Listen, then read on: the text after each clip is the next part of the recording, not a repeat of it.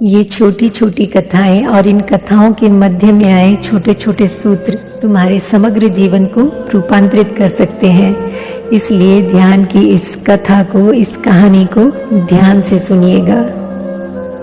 एक दिन वैशाली में विहार करते हुए भगवान ने भिक्षुओं से कहा कि भिक्षुओं सावधान हो जाओ, मैं आज से 4 माह बाद परिनिवृत्त हो जाऊंगा। मेरी घड़ी करीब आ रही है, मेरे जाने का क्षण निकट आ रहा है, इसलिए जो करने योग्य हो वह करो, देर मत करो। ये बात सुनकर भिक्षुओं में बड़ा भय उत्पन्न हो गया, जो स्वाभाविक था। भिक्षु संघ महाविषाद में डूब गया, जैसे अचानक अमावस हो गई हो। भिक्षु इकट्ठे होने लगे और सोचने लगे, रोने लगे और कहने लगे कि अब क्या होगा, अब क्या करेंगे। लेकिन एक भिक्षु थे, उनका नाम था तिष्य स्थविर। वे ना तो रोए और ना किसी से कुछ बात ही करते देखे गए। उन्होंने सोचा, शास्ता 4 माह के बाद परिनिवृत्त होंगे और मैं अभी तक अवितरागी हूँ, तो शास्ता के रहते ही मुझे अरहम तत्व पा लेना चाहिए। और ऐसा सोच वे मौन हो गए। ध्यान में ही समस्त शक्ति उड़ेलने लगे। उन्हें अचानक चुप हो गया देख भिक्षु उनसे पूछते कि आपको क्या हो गया है? क्या भगवान के जाने की बात से इतना सदमा पहुंचा कि आपकी वाणी ही खो गई? आप रोते क्यों नहीं? आप बोलते क्यों नहीं? भिक्षु डरने लगे कि कहीं यह पागल तो नहीं हो गए। आघात ऐसा था कि पागल हो सकते थे। जिनके चरणों में सारा जीवन समर्पित किया हो, उनके जाने की घड़ी आ गई हो, जिनके सहारे अब तक जीवन की सारी आशाएं बंधी हो, उनके विदा होने का क्षण आ गया हो, तो स्वाभाविक था। लेकिन तिष्य जो चुप हुए सो चुप ही हो गए। वे इसका भी जवाब ना देते, वे कुछ भी उत्तर ही नहीं देते थे। एकदम सन्नाटा हो गया। अंततः यह बात भगवान के पास पहुंची कि तिष्य स्थविर को क्या हो गया है। अचानक उन्होंने अपने को बिल्कुल बंद कर लिया, जैसे कछुआ समेट लेता है अपने आप को अपने भीतर। यह कहीं कोई पागलपन का लक्षण तो नहीं। आघात कहीं इतना तो गहन नहीं पड़ा कि उनकी स्मृति खो गई है, वाणी खो गई है। भगवान ने तिष्य स्थविर को बुलाकर पूछा, तो तिष्य ने सब बात बताई, अपना हृदय कहा और कहा कि आपसे आशीर्वाद मांगता हूँ कि मेरा संकल्प पूरा हो। आपके जाने के पहले तिष्य स्थविर विदा हो जाना चाहिए।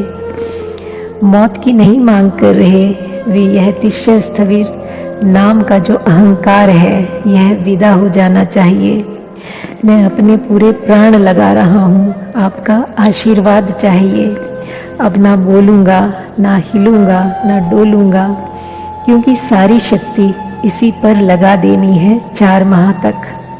ज़्यादा समय भी पास में नहीं है। और आपने कहा भिक्षु को सावधान हो जाओ और जो करने योग्य है वह करो।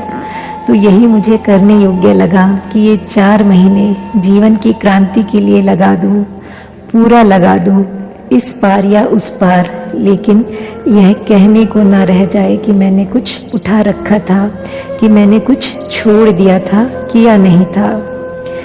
बुद्ध ने तिष्य भिक्षु को आशीर्वाद दिया और भिक्षुओं से कहा कि भिक्षुओं, जो मुझ पर स्नेह रखता है उसे तिष्य के समान ही होना चाहिए। यही तो है जो मैंने कहा था कि करो, जो करने योग्य है करो। सावधान, मैं 4 माह के बाद परिनिवृत्त हो जाऊंगा। रोने धोने से क्या होगा? रो धोकर तो जिंदगियां बिता दी तुमने। चर्चा करने से क्या होगा?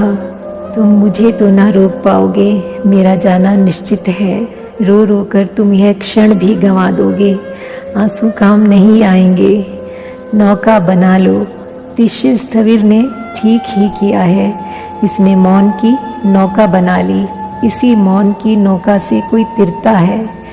इसीलिए तो हम साधु को मुनि कहते हैं। मुनि का अर्थ होता है जिसने मौन की नौका बना ली। तिष्य स्थविर मुनि हो गया। ग्रंथमाला आदि से पूजा करने वाले मेरी पूजा नहीं करते, वह वास्तविक पूजा नहीं है।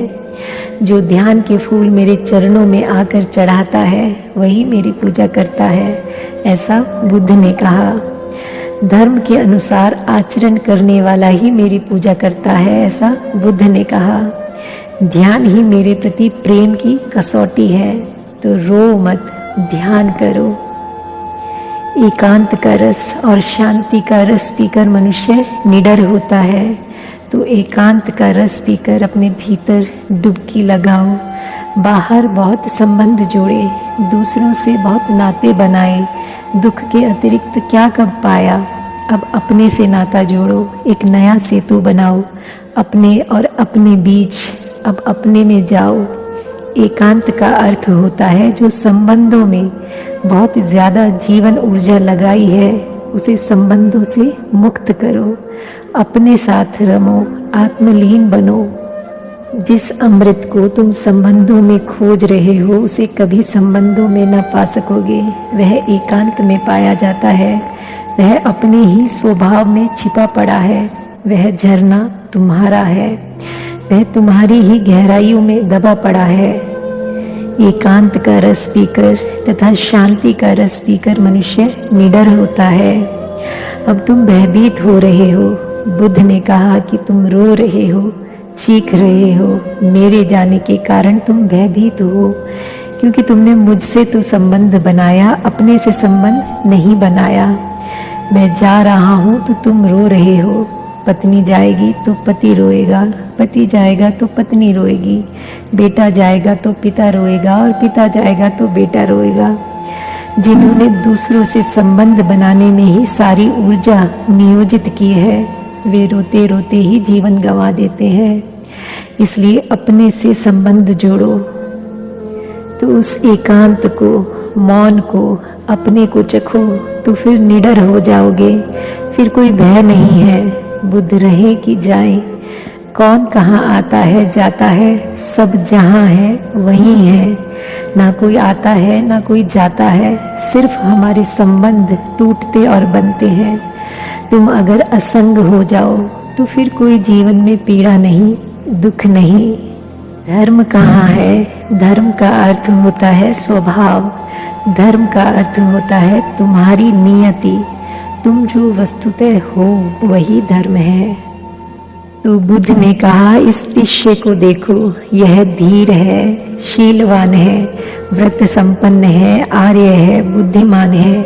इसका अनुगमन करो, रो मत, इसके पीछे जाओ, इससे सीखो। जो इसे हुआ है वही तुम्हें भी होने दो। यह जो शिष्य स्थविर है, यह जो कर रहा है, क्या कर रहा है, इसको देखो। जब कोई मौन हो जाता है, ध्यान में डूबता है, तो अपने ही गहन अंधेरे में डूबता है। तुमने देखा होगा कि वृक्ष की असली ऊर्जा आती है जड़ों से, जो अंधेरे में दबी है। शक्ति के असली स्रोत अंधेरे में है। माँ के गर्भ में अंधेरे में पड़ा हुआ बच्चा बढ़ता है, जीवन को पाता है। बीज भूमि में दब जाता है, अंधेरे में फूटता है। तुम थक जाते हो दिन में, रात के अंधेरे में सो जाते हो, सुबह फिर पुनर्जीवित होते हो, नया जीवन, नई ऊर्जा लेकर आते हो।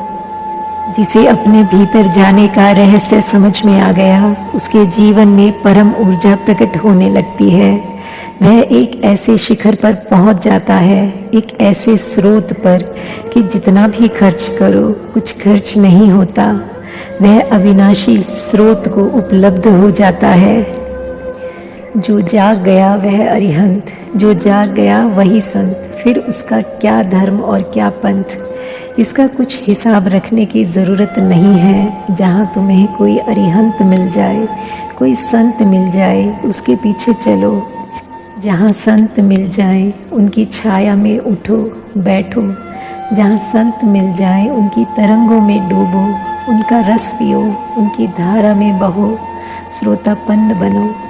ये छोटी छोटी कथाएं और इन कथाओं के मध्य में आए छोटे छोटे सूत्र तुम्हारे समग्र जीवन को रूपांतरित कर सकते हैं, लेकिन मात्र सुनने से नहीं, गुना करो। जैसे बुद्ध ने कहा ना कि भिक्षुओं, मैं आज से 4 माह बाद परिनिवृत्त हो जाऊंगा, इसलिए जो करने योग्य है वह करो। फिर बुद्ध 4 माह रहे तुम्हारे साथ, कि 4 साल रहे, कि 40 साल रहे, क्या फर्क पड़ता है? जो करने योग्य है वह करो। ध्यान की यह कहानी आपको ध्यान की यात्रा में एक कदम और